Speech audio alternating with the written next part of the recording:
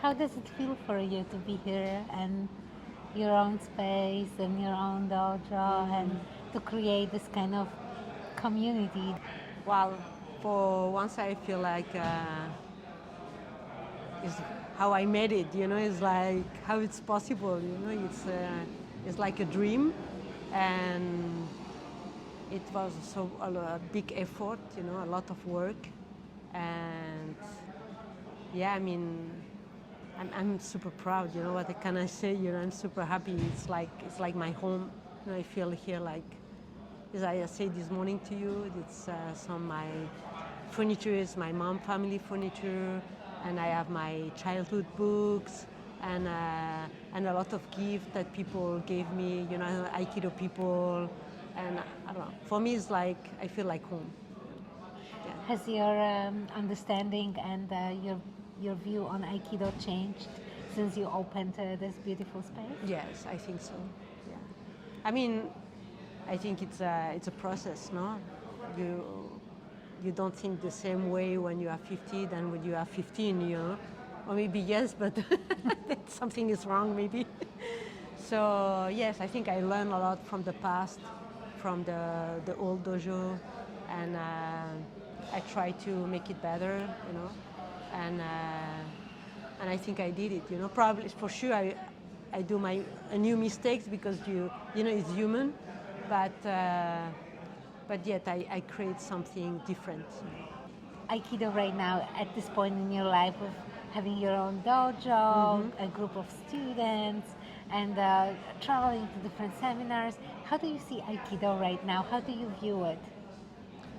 Um, that's a difficult question. Or maybe what it does to you? Yeah, I think I live it more natural than in the past. In the past I was more like addicted. It was like more just Aikido, Aikido, Aikido, and now my life is much more balanced. In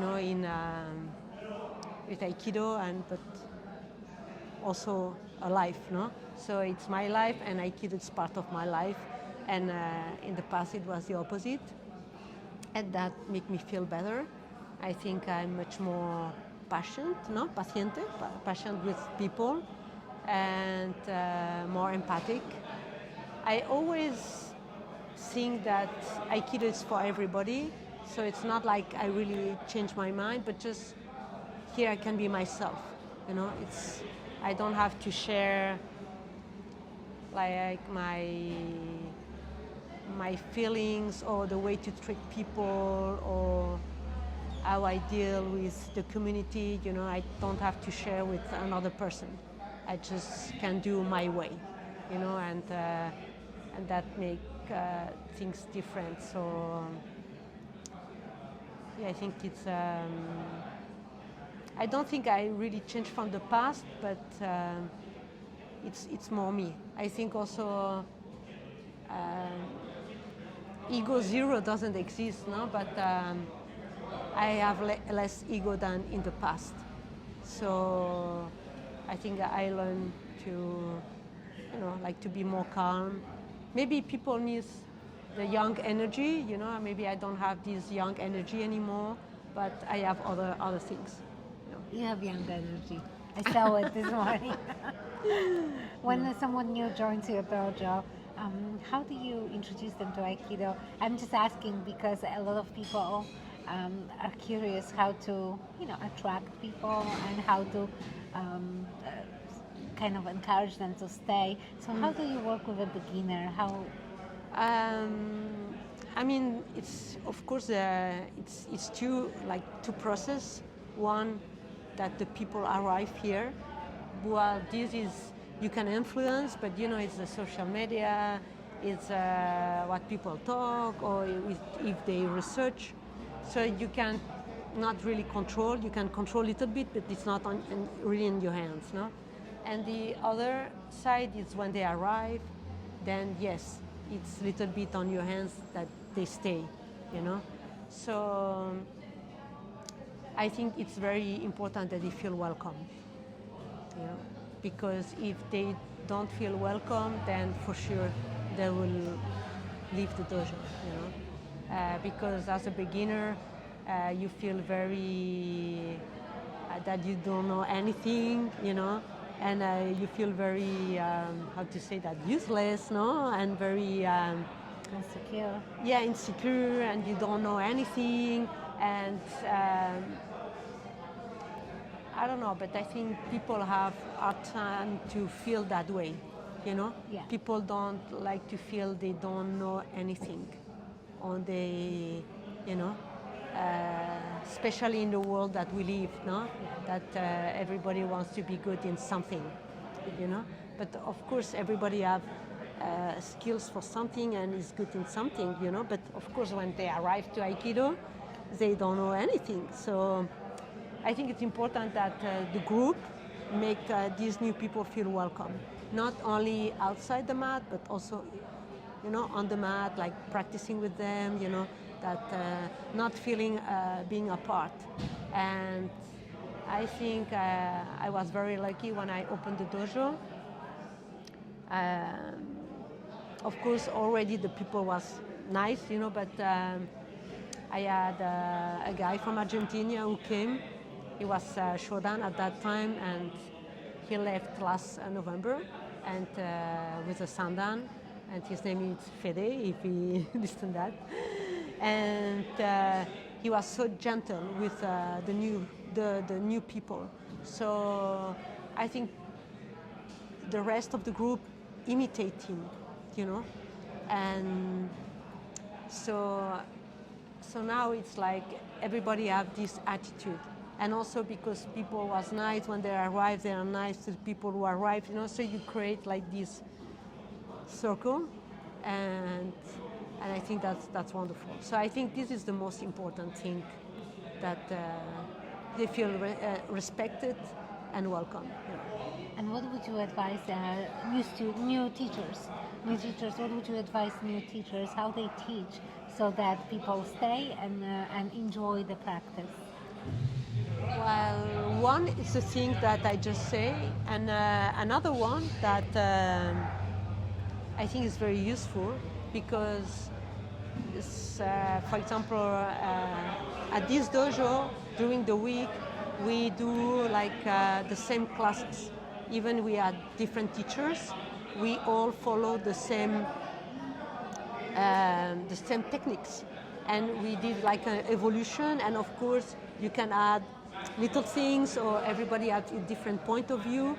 But it's like a beginner, you know.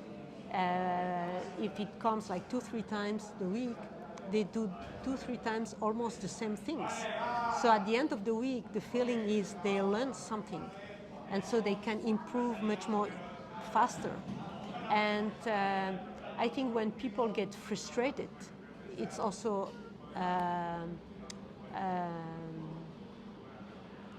why they leave a dojo, you know, because people don't like frustration, you know. And also in the world we live now, you know, they don't teach people how, you know, to deal with the frustration. That's right. So I think it's a good system, and not only to deal with the frustration, but to improve the group.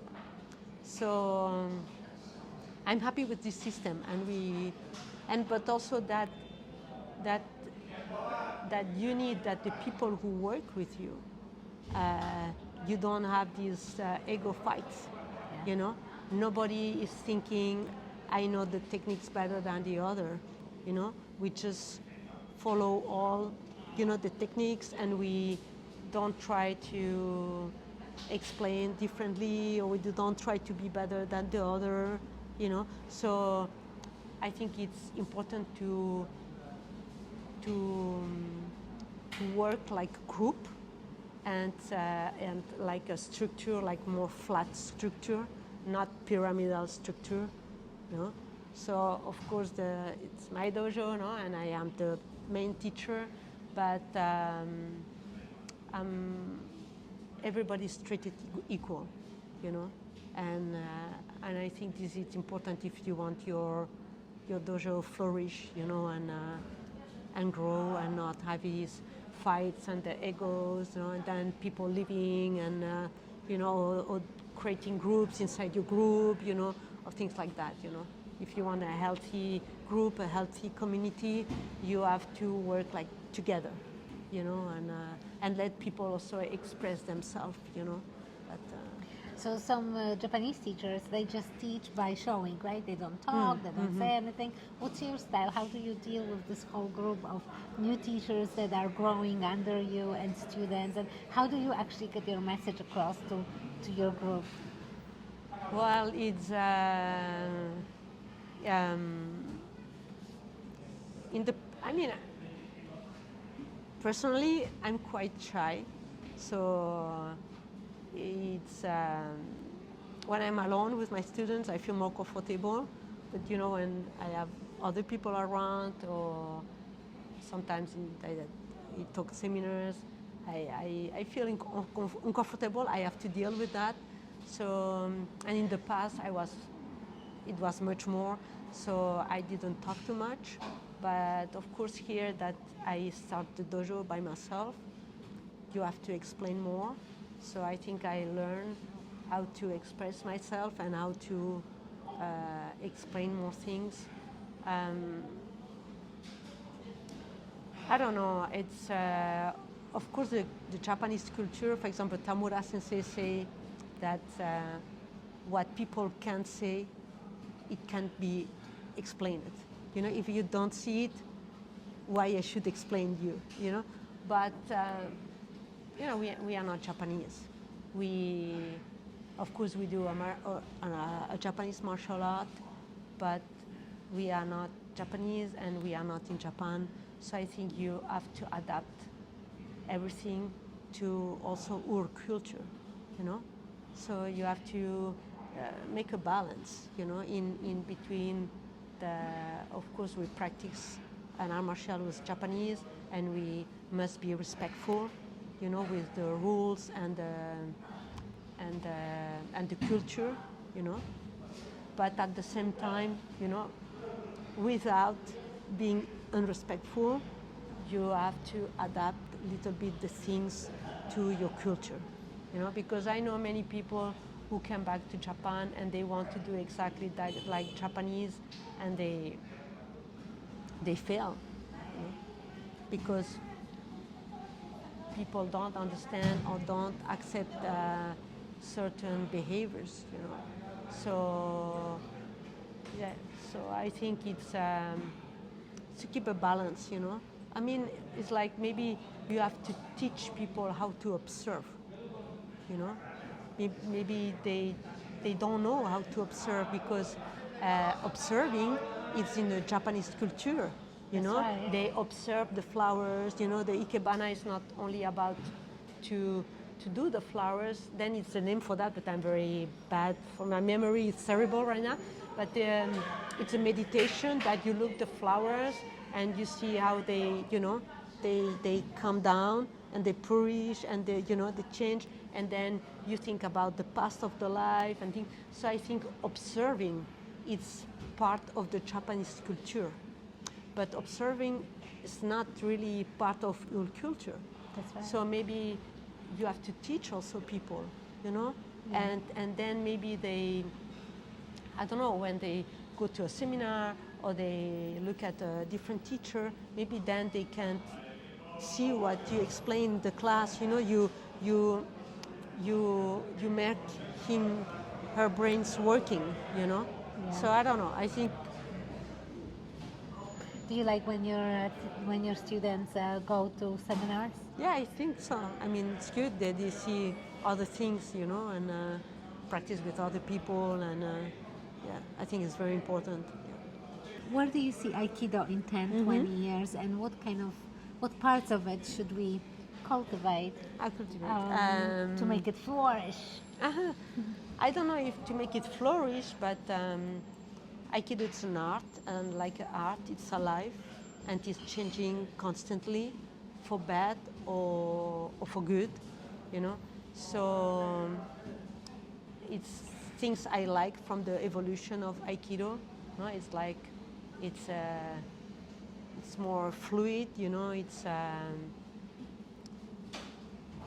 gentle, it's it's it's more connection. When you see maybe art, old things is more, more more tough, or or I don't want to say aggressive, but so. But at the same time, I think our duty is to keep the techniques alive, because it's some techniques that that you cannot see anymore, you know, and and so I think it's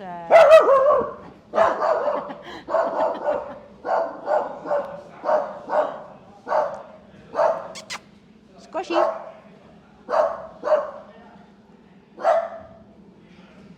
So I think it's good to, I mean, you cannot go against the evolution.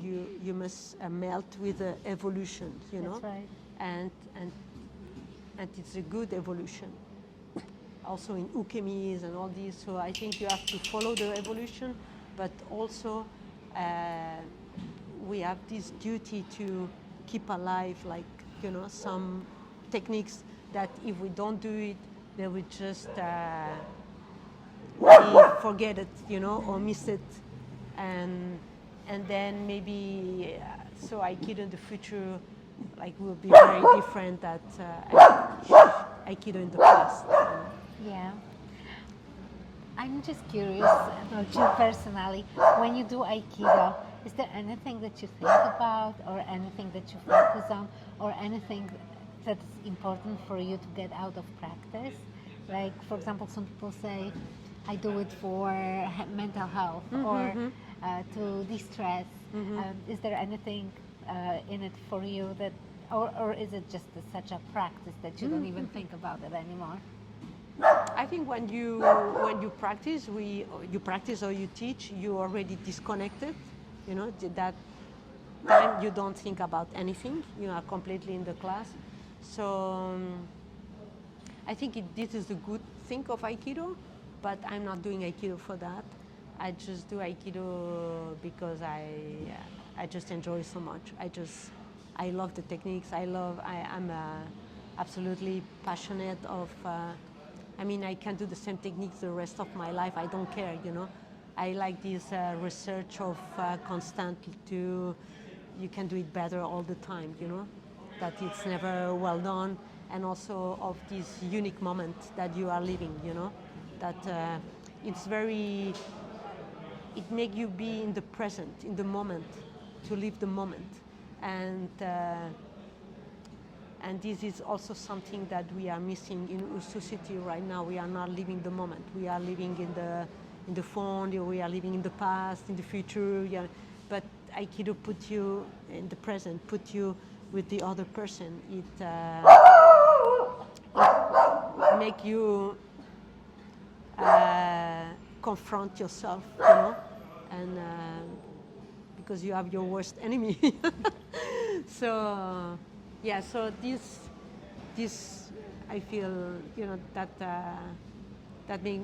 give me a lot of joy, and I think also working with people. I like to work with people.